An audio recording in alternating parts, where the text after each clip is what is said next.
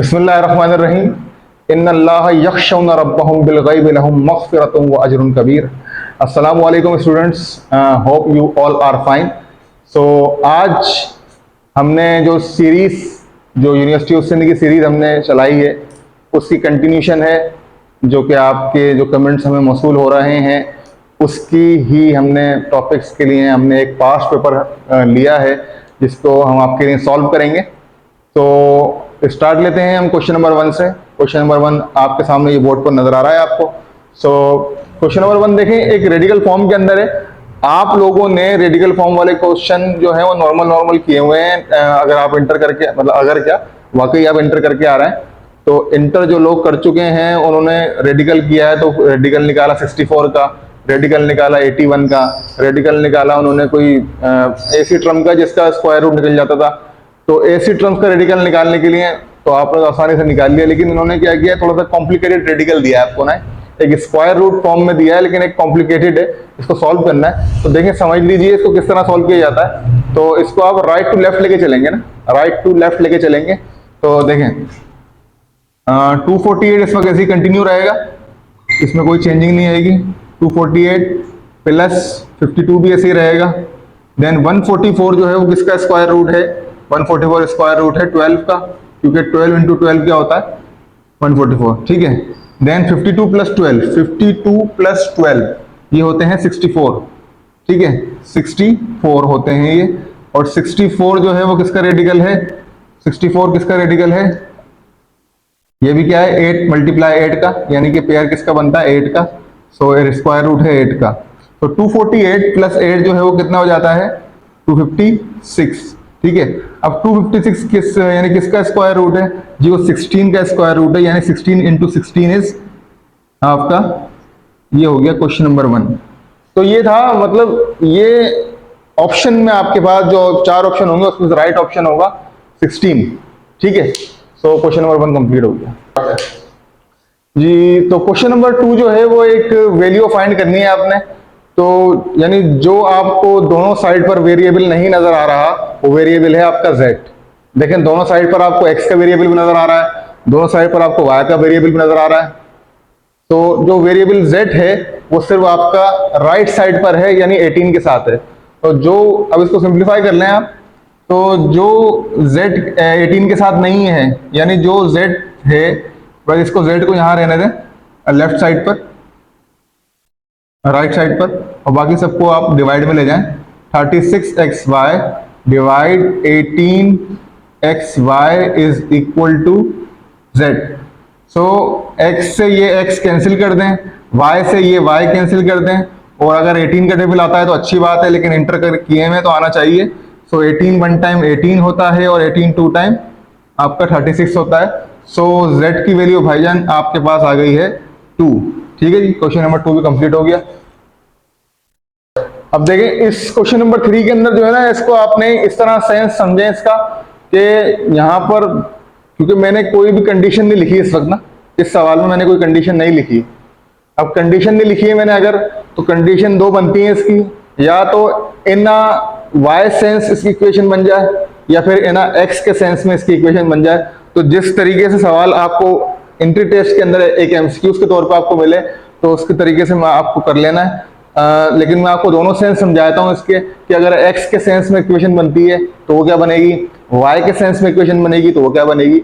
सो देखिए कि पहले आप दोनों के जो डिनोमिनेटर्स हैं वो देखें कि एक ही टेबल में आते हैं, यानी कैंसिलेशन हो सकती है।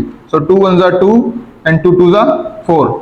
तो x अपॉन 2 जो है वो इज इक्वल टू y है। तो अगर y के सेंस में बात करें तो ये इक्वेशन बनती है y is equal to x upon 2। अब अगर x के सेंस में चेक करनी है आपने, अगर x के सेंस में इक्वेशन चेक करनी है कि x upon 2 is equal to y को आप थोड़ा सा रोटेट कर लें, यानी जो 2 है डिवाइड में वो मल्टीप्लाई में चले जाएगा। So x is equal to 2y। तो x के सेंस में जो इक्वेशन है वो ये बनती है। ये था क्वेश्चन नंबर 3 का सोल्यूशन। जिस तरह आपको सवाल यूनिवर्सिटी के टेस्ट में मिले उस तरह ही आप सॉल्व कर लीजिएगा। नाउ क्वेश्चन नंबर 4 भी जो है वो भी रेडिकल से ही रिलेटेड है, स्क्वायर रूट से ही रिलेटेड है। तो इसको देखें, सॉल्व करने के लिए देखें, जब रेडिकल खाली हो बाहर से या स्क्वायर रूट बाहर से खाली हो उसके ऊपर कोई इंडेक्स ना हो। जब इंडेक्स कोई नहीं दिया हुआ हो तो उस इंडेक्स की जो पावर होती है वो क्या होती है, 1/2। सो जब इंडेक्स नहीं दिया हुआ तो क्या इंडेक्स आएगा, 1/4 पर इंडेक्स होल का 1/2।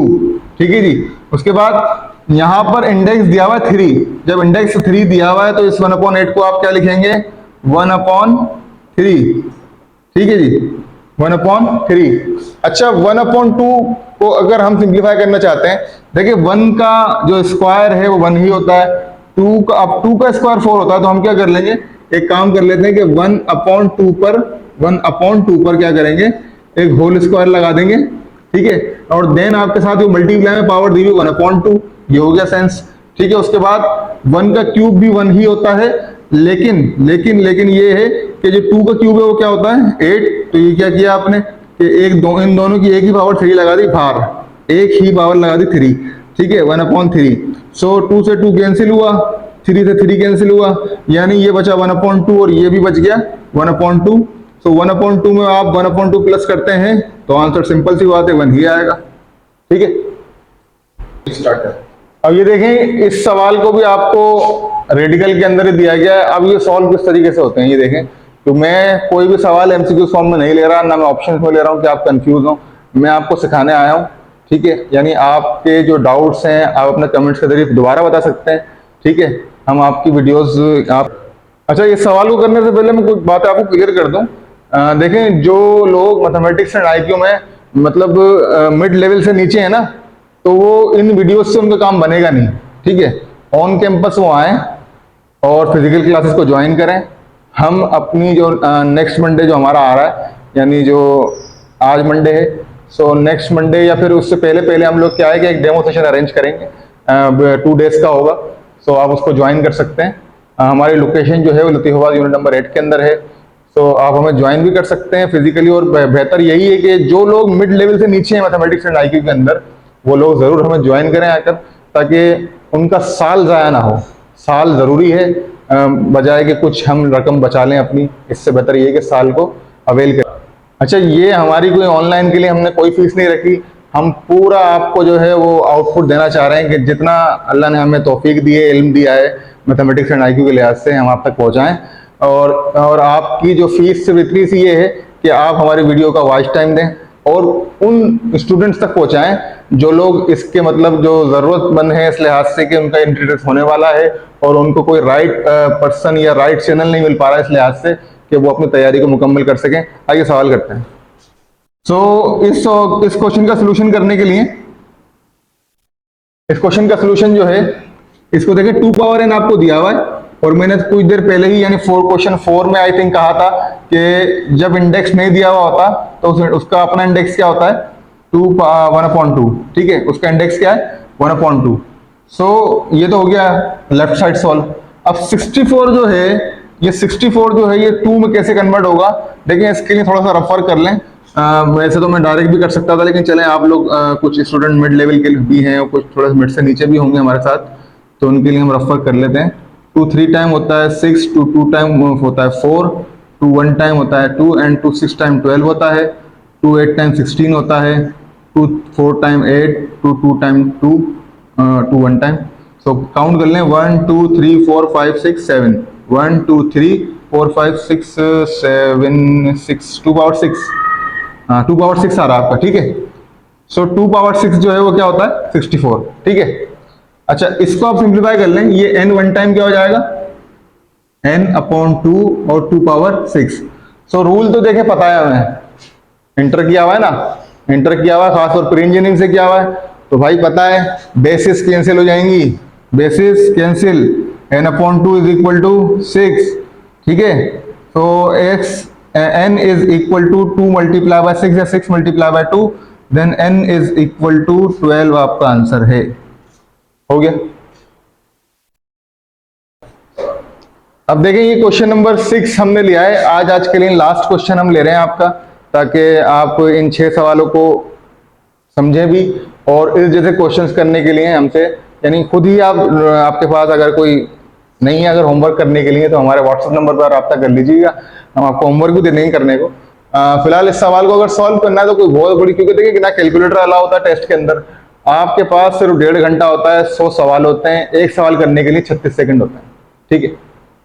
ये 36-40 सेकंड के करीब करीब होता है। तो खैर आपको एक क्वेश्चन अटेम्प्ट करना है अगर, ठीक है। तो देखें ये इतना सा सवाल है, अब ना तो 90 का स्क्वायर पता आपको, ना 70 का स्क्वायर पता आपको, ठीक है। तो देखें भाई, अलजबरा का एक फॉर्मूला है, सॉल्यूशन लिखें और फॉर्मूला होता है छोटा सा एक, ए स्क्वायर माइनस बी स्क्वायर का, जो बराबर होता है ए प्लस बी ए माइनस बी के, सही है। अब यहाँ पर a जो है यानी जो 90 है, ऐसे कर लें 90 प्लस 70 एंड 90 माइनस 70 कर लें, ठीक है, फॉर्मूले के मुताबिक।